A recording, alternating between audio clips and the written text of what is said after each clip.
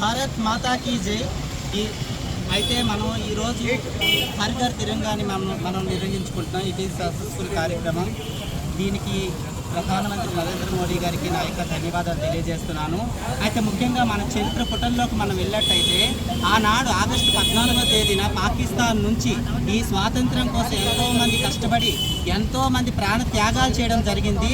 స్వాతంత్రం వస్తాదన్న మరుక్షణంలోనే చాలామంది వేల మందిని ఊచకోత కోసి అక్కడి నుంచి ఒక ట్రైన్లో మన భారతదేశానికి పంపించడం విషయము చాలా దురదృష్టకరము. అయినప్పటికీ వాళ్ళందరి త్యాగమే, మన మహనీయుల స్వాతంత్ర సమరయోధుల త్యాగమే ఈరోజు మనం ఈ రకంగా ఇటువంటి స్వాతంత్రాన్ని మనం తెలుసుకొని నడి రోడ్డు మీద జెండా పట్టుకొని ఎగరేస్తున్నామంటే ఆ మహనీయులు గుర్తించుకోవాల్సిన అవసరం ఎంతైనా ఉంది. ఇంకొక విషయం ఏంటంటే మన భారత రాజ్యాంగము ప్రపంచ దేశాలతో పోలిసినట్టయితే చాలా దృఢమైన రాజ్యాంగము, అతి పెద్ద రాజ్యాంగము.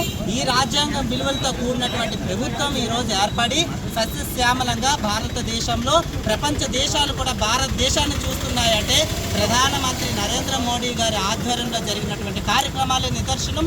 స్వచ్ఛ భారత్ అయితేనేమి, హర్ ఘర్ తిరంగా అయితేనేమి, 75 సంవత్సరాల వసంతంలో కూడా మనం చాలా బాగా జరుపుకున్నాం. ఈ అవకాశం ఇచ్చినటువంటి పెద్దలందరికీ నాకు ధన్యవాదాలు తెలియజేస్తూ మరొకసారి ఆగస్టు 15 శుభాకాంక్షలు తెలియజేస్తూ ఈ యొక్క అవకాశం ఇచ్చిన మీ అందరికీ శుభాకాంక్షలు తెలియజేస్తున్నాను.